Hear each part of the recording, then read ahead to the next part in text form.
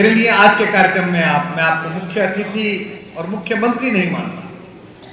मैं आपको सामाजिक, राजनीतिक और आर्थिक समरसता की पहली सिद्ध पीठ, जिसने सनातन धर्म में वो संस्कार पैदा किया कि सब एक हैं, उस गोरक्ष पीठ के अधिष्ठाता के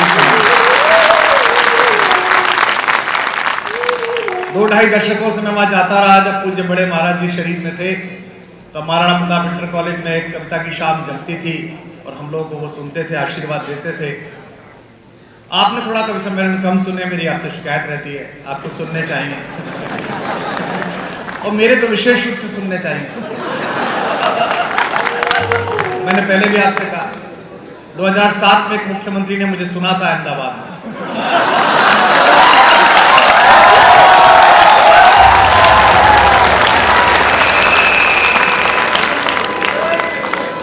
मेरे मुंह से शुभकामना निकली जो 14 में फलित हुई।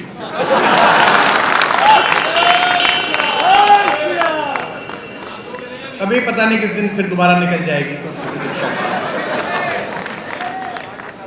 प्रदेश के यशस्वी मुख्यमंत्री और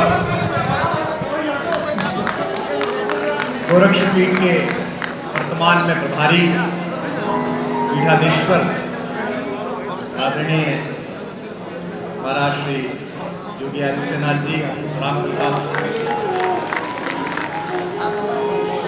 भारत की शिक्षा के प्रभारी और मेरे बहुत पुराने और बहुत आत्मीय मित्र धर्मेंद्र प्रधान जी, हमारे राधा भैया, मेरे प्रति बहुत स्नेह रखने वाले और स्वतंत्र देव। मैं पिछले वर्ष भी इस कार्यक्रम में आया था, तब इसका प्रारूप अलग था। यह अटल जी के नाम का चमत्कार है या हिंदी की लोकप्रियता या आपके जनप्रिय नेता ब्रजेश पाठक जी के प्रति आपकी स्वीकार्यता कि हर बार ये हॉल छोटा पड़ता है, 3 हॉलों में स्क्रीन लगाने पड़ते हैं और एक नाराजगी का भाव लोगों में रहता है कि हमको अवसर मिला। पारंपरिक कार्यक्रमों में और इस कार्यक्रम में एक छोटा सा अंतर है। जो भी लोग बात कर रहे हैं उनसे एक छोटा सा निवेदन कर दूं। एक तो प्रोटोकॉल बहुत है क्योंकि प्रदेश के सारे बड़े वाले सामने हैं।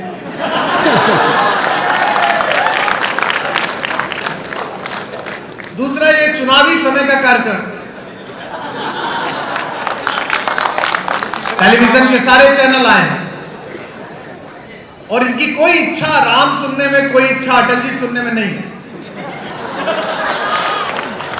इनकी इच्छा यह है कि अगले 1-1.5 घंटे में जो बोलूं उसमें से कोई संकेत पकड़े। मुख्यमंत्री और धर्मेंद्र प्रधान की उपस्थिति में कुमार ने दिए संकेत। इतने संकेत इन्होंने अपनी पत्नी के नहीं पकड़े।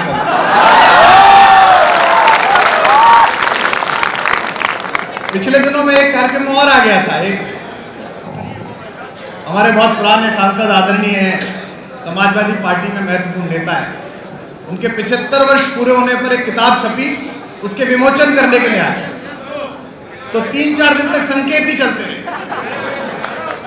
और अब के तो ऐसे वालों में आए हो कि हफ्ते भर तक चलेंगे संकेत। लेकिन एक छोटा सा निवेदन है, आप लोग जहां भी बैठे हैं, जहां भी खड़े हैं, अगले कुछ समय के लिए, मैं जानता हूं कि सामने जो अतिथि लोग बैठे हैं उनकी व्यस्तताएं हैं। उत्तर प्रदेश से बड़े तो केवल पूरी दुनिया में 6 ही देश हैं, इतना बड़ा प्रदेश है ये। और चुनाव सन्निकट है, कोरोना की सतर्कता के विषय में भी निर्णय लिए गए हैं। तो जो कवि सम्मेलनीय प्रस्तुतियां हैं, जो सामान्य प्रस्तुतियां, उनमें मैं आपको ये अनुमति दे सकता हूं कि आप बोलें, चालें, आगे पीछे जाएं, टिप्पणियां करें। लेकिन आज जो विषय है वो इसकी अनुमति नहीं देता। जैसे इंदिरा नगर में रहते हो और गोमती नगर से कोई मेहमान फोन करे कि मिलने आ रहा हूं तो थोड़ा सा ड्राइंग रूम साफ कर लेते हो। कोई कानपुर से फोन करे साल में एक बार आने वाला कि मिलने आ रहा हूं तो उस दिन सोफे के कवर भी चेंज कर देते हो। और कोई विदेश में रहता हो रिश्तेदार, वो 5-6 साल बाद भारत आ रहा हो, अपना भाई अपनी बहन, तो टाइल भी बदलवा देते हो, पेंट करवा देते हो। घर को और साफ कर लेगा। तो आज इस परिसर में जो आने वाला है, जो उतरने वाला है, जिस पर संवाद होने वाला है, वो इतना बड़ा नाम है कि मैं नहीं चाहता कि इस परिसर में कोई ऐसी भी छोटी सी भी आहट हो जो उस नाम की गरिमा के अनुरूप ना हो। जब राम उतरने वाला हो तो बाकी सबको विराम दे देना चाहिए। हम सब चाहते हैं।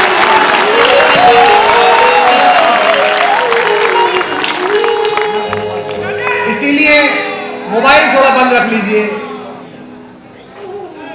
अपनी जेब में मोबाइल रख लीजिए, आस पड़ोस के प्रति सचेत मत रहिए, कहां बैठे हैं, नीचे बैठे हैं कि खड़े हैं, कि पहली रूम में है कि 5वीं में है। क्योंकि जिस विषय पर मैं बोलना चाह रहा हूं उसमें भक्त होकर सुनोगे तो अच्छा लगेगा, विभक्त होकर सुनोगे तो अच्छा नहीं लगेगा। जिसने इस विषय को विभक्त होकर जाना है उसके साथ अच्छा नहीं हुआ।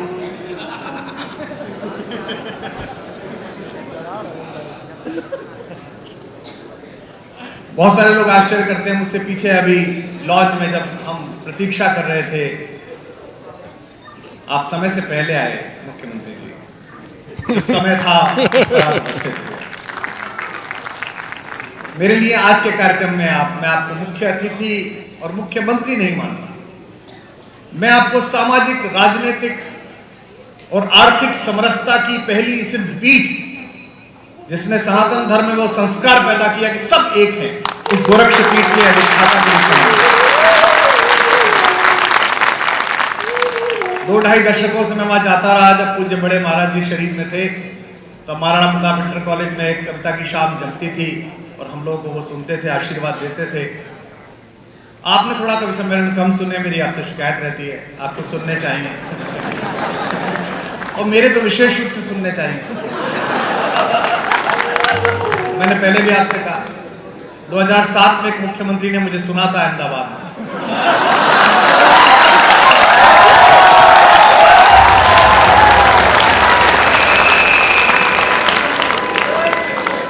मेरे मुंह से शुभकामना निकली जो 14 में फलित हुई।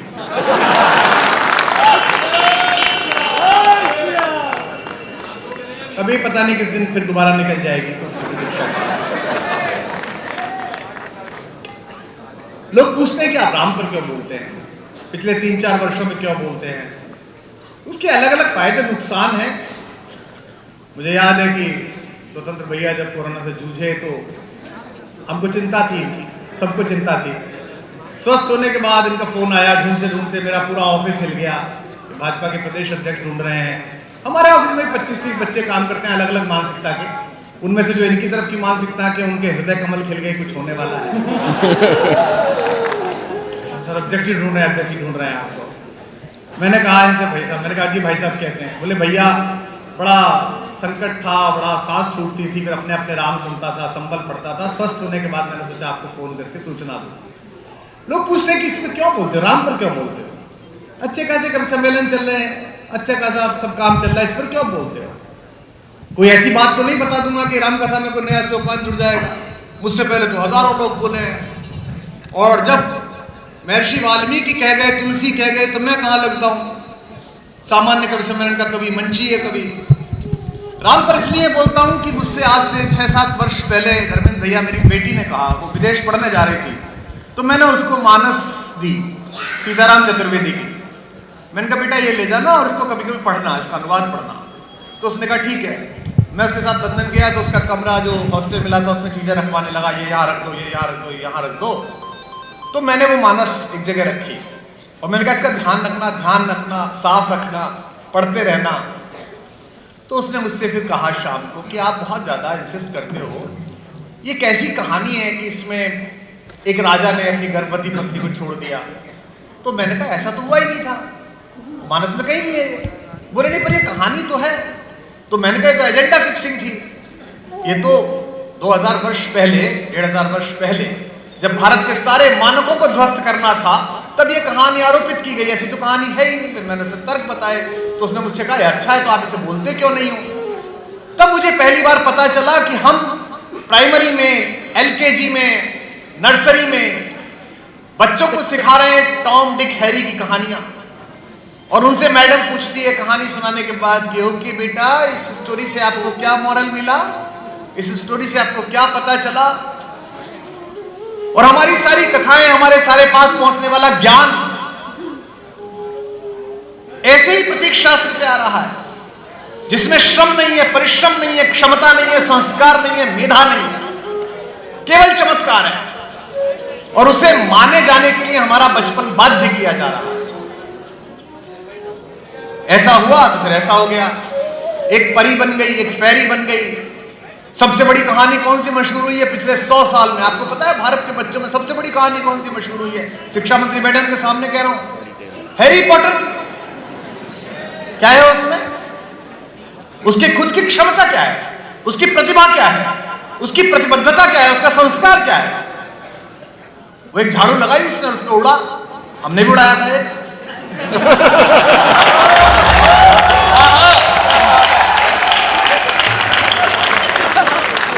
एक झाड़ू लगाई, यहां से वहां चला गया। तो मैं राम पर इसलिए बोलता हूं, विशेष रूप से आज अटल बिहारी वाजपेयी जी के जन्म की पूर्व संध्या है। मेरे लिए राम पर बोलना ब्रजेश पाठक जी के संकल्पों में एक पन्ना जोड़ना नहीं है। मेरे लिए राम पर बोलना कोई कवि सम्मेलन नहीं है। मेरे लिए राम पर बोलना कोई आर्थिक प्रतिबद्धता नहीं है। मैं अपने बाबा के मन से बोलता हूं, जो लिखते हैं कि स्वांतः सुखाय तुलसी रघुनाथ गाथा। मुझे मन में प्रसन्नता होती है, मुझे अच्छा लगता है, मुझे मुक्त अनुभव होता है, मैं राम पर बोलता हूं। क्योंकि दुनिया का हर सुख स्वांतः सुखाय प्रारंभ होता है। दुनिया की सारी कलाएं स्वांतः सुखाय प्रारंभ होती है। संगीत हो, गीत हो, सब अपने लिए। तो आज का कार्यक्रम मेरे लिए स्वांतः सुखाय कार्यक्रम है। मैं सबसे पहले इस कार्यक्रम में उस मनीषी को प्रणाम करता हूं अटल जी के साथ साथ, जिसके कारण राम की कथा जनता में है। जिसने नारद से पूछा कि मुझे कविता लिखनी है तो मैं किस पर लिखूं? नारद ने कहा कि इक्ष्वाकु वंश में एक युवक का आगमन हुआ है। इक्ष्वाकु वंश प्रभवो रामो नामः जनः श्रुतः। एक व्यक्ति पैदा हुआ है। स्नान करते हुए क्रौंच पथिक दो जोड़ों को बिछुड़ते हुए देखा और मुझसे श्लोक निकला, अनुष्टुप छंद निकला और पहली कविता बनी। मेरा सौभाग्य है कि मैं पूज्य अटल जी के स्नेह कोश का अभिन्न अंग रहा। और ब्रजेश भाई से मेरी दोस्ती और मेरा मैत्री भाईचारा तब से है जब ये विश्वविद्यालय की राजनीति में थे। चारबाग स्टेशन पे हम लोग आते थे महाराज जी, और मोहन होटल में रुकवाते थे। एक दिन का कवि सम्मेलन 4 दिन में होता था। पेमेंट तब भी नहीं देते थे।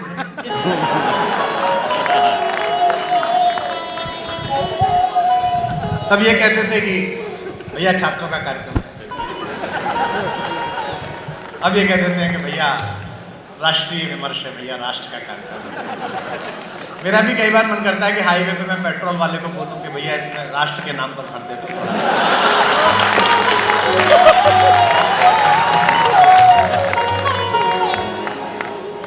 जब शब्दकोश के मन में लय होने की आशा पलती थी। हम नहीं जानते। सोच कर देखो अगर कविता ना होती, सोच कर देखो अगर आरती ना होती, सोच कर देखो अगर गाकर ना कहा जाता, पुकारा जाता परमात्मा को, चाहे अजान में हो, चाहे आरती में हो, चाहे बाइबल में हो, चाहे मां अपने बच्चे को सुलाती हो, अगर कविता ना होती तो क्या होता? ये लाल किले ना होते, ये संसद विधानसभा की बिल्डिंग ना होती, तो भी दुनिया चलती और चलती है। जहां नहीं है वहां भी चलती है। और कई बार तो ये होते हुए भी अप्रासंगिक होते फिर भी चलती है। लेकिन कविता ना होती तो कैसे चलता? जब शब्दकोश के मन में लय होने की आशा पलती थी। एक बड़ा षड्यंत्र है समाज में इस वर्गीकरण को करने का, वंचितों के, दलितों के, पीड़ितों के, वनवासियों के राम को उनसे काटने का। और ये जिम्मेदारी चिंतना पर है, ये जिम्मेदारी ऋषि परंपरा पर है, ये जिम्मेदारी शिक्षा का नियमन करने वालों पर है कि ऐसे षड्यंत्रकारियों को उनकी भाषा में जवाब दिया जाए। मैं आज इस मंच पर इस प्रदेश के मुखिया की उपस्थिति में अटल जी को याद करते हुए इस कार्यक्रम को प्रारंभ करता हूं, उस महनीय महर्षि के नाम से जिसकी वजह से मैं हूं। हर प्रकार के कवि हैं। जब शब्दकोश के मन में लय होने की आशा पलती थी, जब करुणा नैनों से झरकर बस विवश मौन में ढलती थी, जब विकल आंख का आंसू अनुवादों की बाट जो होता था, जब भावाकुल आवेग अनुष्टुप का तटबंध खोजता था, और अगली दो पंक्तियों में पूरा सदन प्रणाम करेगा, अनुष्टुप का तटबंध खोजता था, तब वाल्मीकि के कारण ही सब भावों ने भाषा पाई। ऋषि वाल्मीकि के कारण जग के अधरों पर कविता आई।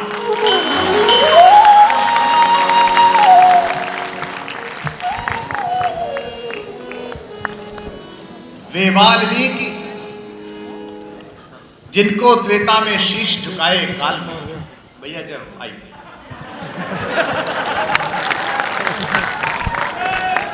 आइए कहते भैया, पहले तानसेन गाते थे तो उम्र गाते थे, मैंने गाया तो मुख्यमंत्री आए।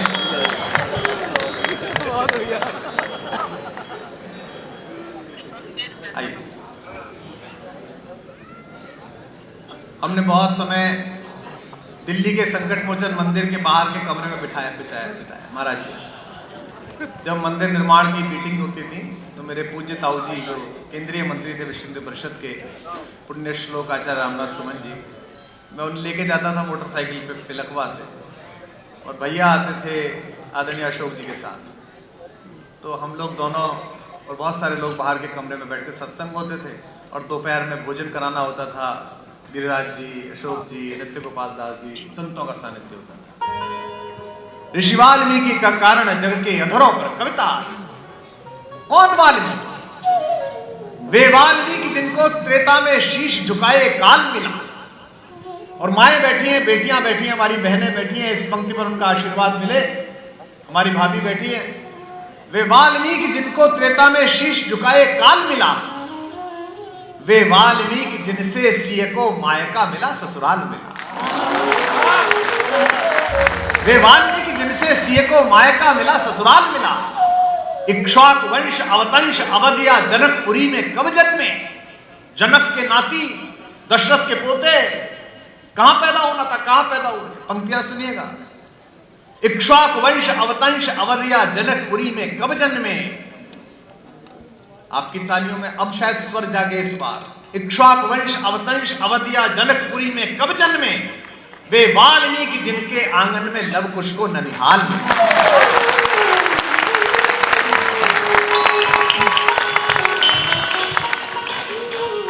वे वाल्मीकि जिनसे आंगन में लव कुश को ननिहाल मिला। वे वाल्मीकि जिनके छूने से शोक श्लोक बन जाता। हम पर बड़ी टिप्पणियां होती हैं कि कवि सम्मेलन में चुटकुले बचे हैं, कवि सम्मेलन में बातचीत बची है। ऐसा नहीं। मैं लखनऊ में खड़ा हूं, नागर साहब के लखनऊ में खड़ा हूं, मजाज के लखनऊ में खड़ा हूं, लालजी टंडन के लखनऊ में खड़ा हूं। बहुत बुलाते थे हम सबको। वे वाल्मीकि जिनसे आंगन में लव कुश को ननिहाल मिला। वे वाल्मीकि जिनके छूने से शोक श्लोक बन जाता है।